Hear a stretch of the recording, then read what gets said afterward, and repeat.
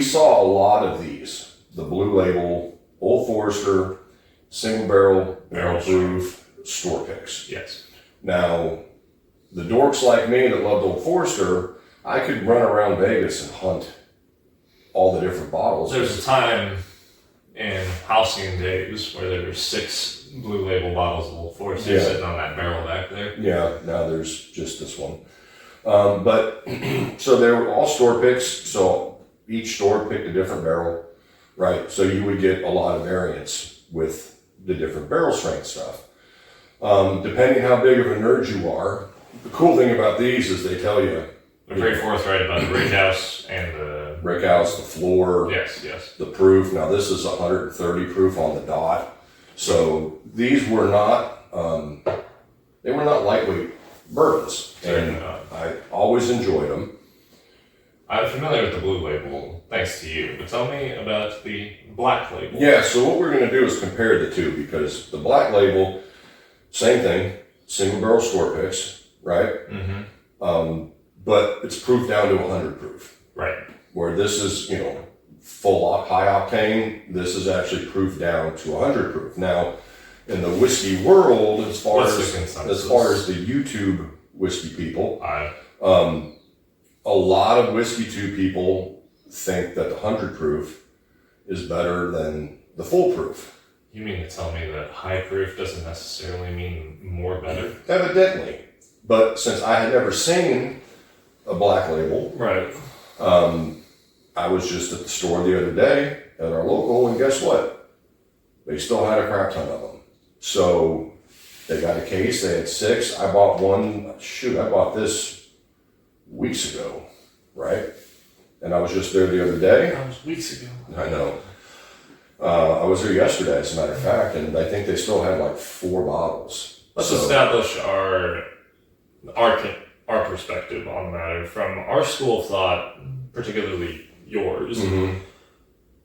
Is there merit to proofing a whiskey down? Sometimes, absolutely. I mean, that's 100% a legit argument. And some people, especially if I go back into the history of all the people that were talking in front of the camera.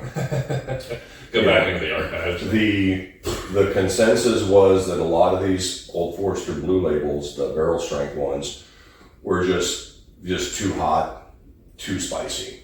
Now, like I said, for me, I never had a problem with it. I thought that was awesome. I did have a sample of a Black Label probably 3 years ago. Mm-hmm. It was just a sample, and I didn't compare the two.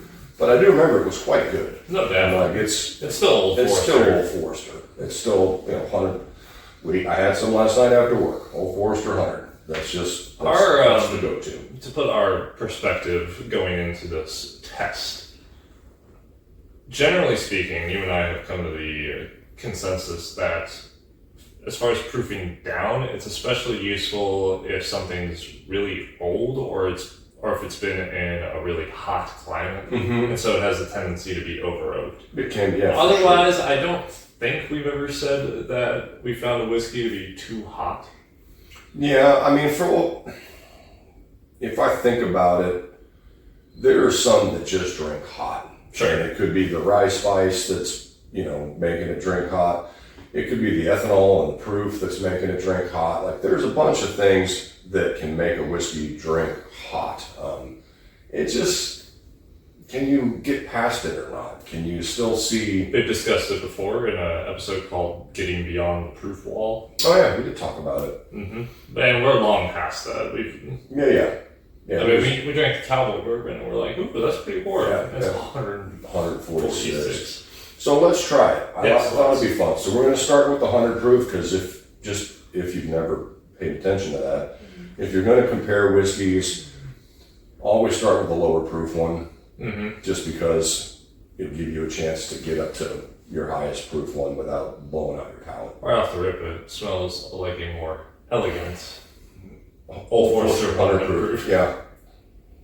I was going to say, I still get like the strawberry banana that I get so much in the regular Old Forester, but there is a darker, barrel charred oak influence in it. To me, it almost makes a black cherry note. Yeah, I can see how those two would link together.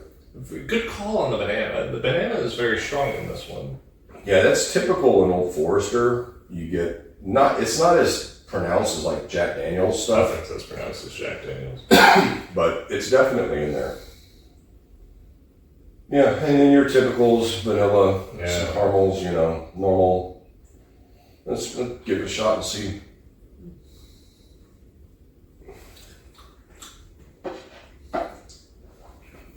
That's good. Oh, wow. Now, I just had the Old Forester 100 proof last night after work with you. That's one of those. This is on a different level. Yes.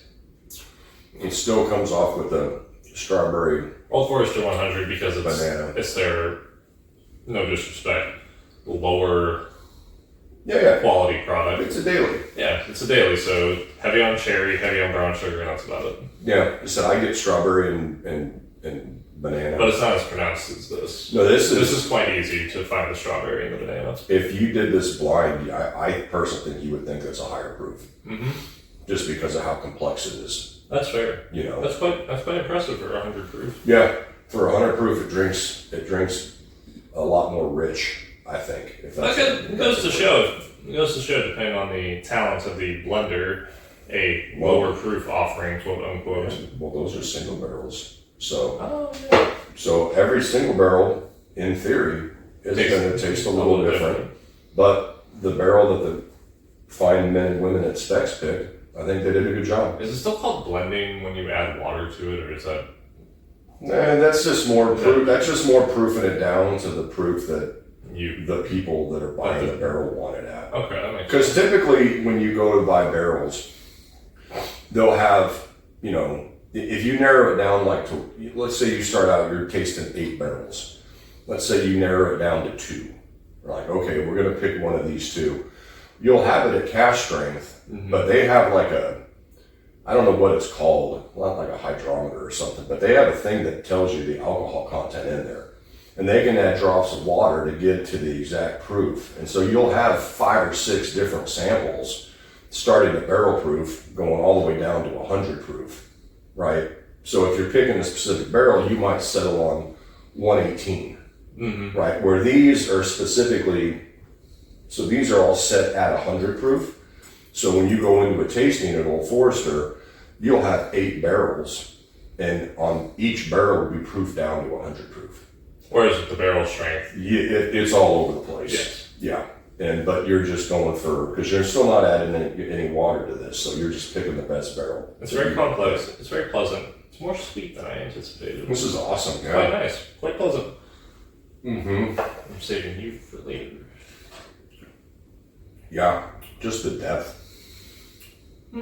Wow. All right. So now we're going to try the single barrel proof stuff, which has always been an absolute treat for me. It may surprise you to hear the oak tannins are more pronounced than this one. Yeah. Shocker. I feel shocked. I feel shocked. Oh, but the banana and the strawberry is still there. It's just tamped down by the presence of. Why do you smell your arm before you? That was a technique taught to me by a very burly and once upon a time long-haired but bearded man named Chris O'Neill. Nice clean cut. He told me that you smell the arm of your shirt if you wear sleeves like mine, or you just smell your arm if you are of his school of thought and think sleeves are bogus. To reset your sniffer. Your sniffer. Yeah. It's like when you go into a cologne store. That's why they have those little jars of coffee. Yeah. So when you smell a cologne, you're like, oh, that smells delightful. Then you kind of nose the coffee grounds. Similar to ginger when you have sushi. Yeah. Yeah, like you said, a lot more oak tannin in there. I still get the strawberry, still get the banana. It's funny going from the 100 proof to the barrel strength. It's actually quite easy to pick out to the ethanol note. Yeah. Well, you're jumping up 30 proof points, so that makes it easy, right? Yeah, going from directly comparing 100 proof to how much did you say? 130. 130? 130, yeah. 30 more proof points. It's like I see why the ladies and some people say it smells like alcohol. It just smells like alcohol, right? But it like you said, a little more difficult to find the other good bits in there because the ethanol does take over a little bit and the oak, but you can still find them. Let's give her a shot. I wouldn't shoot this if I were you. Mm-mm. See, this is good, but I like this. Wow, boy, that's hot and zingy. Hot and dark and dramatic. Yeah. I'm gonna go one more sip, but God, I don't want to say it. He's going to agree with the consensus. I hate doing that shit too. He was getting himself all geared up to be the contrarian, and now he finds himself in line. I think they might be right, dude. I think the point which we are getting to is my palate. I really like dark and dramatic notes. I like the heavy oak tannins in wine just as much as I do in whiskey. However, when you proof it down, it's far easier to find more complex notes. Yeah, I can see why the consensus is they should just do a black label. Especially comparing them A and B. Mm-hmm. I think if you caught, either you or I on a different day and just poured one of them blind and like, what do you think? Like, it is definitely, it's hot. It's ethanol forward for sure. But I kind of like that. Barrel char, big fan. Barrel char, oak. Whereas the softer notes that we pointed out in the 100 proof, they take a backseat to the darker notes. Yeah, on the 100 proof now I'm getting a little more of that, like the confectionery sugar, powdered sugar now. Oh, sure. I mean, which makes sense when you don't have 30 extra proof points of ethanol blasting your senses, right? It's easier. Going hog wild on your taste buds. It's easier to find those things. But it's in here too. Mm-hmm. This just, you gotta work harder. But it's in both. I'm gonna go with 100 proof again.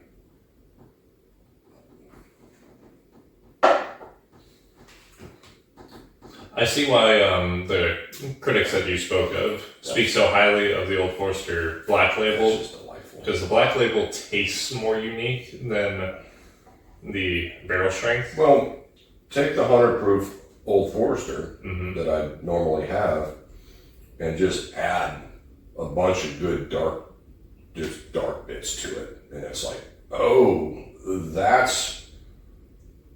this is what that shit turns into. Mm-hmm. If you let it sit a bit longer and you don't blend a bajillion barrels. That's right. However, Old Forester. This smells so good right now. He's like a. I'm coming back around, man. Fucking coming back around. I might be on the 130 proof side again. So you would agree with my perspective. Mm-hmm.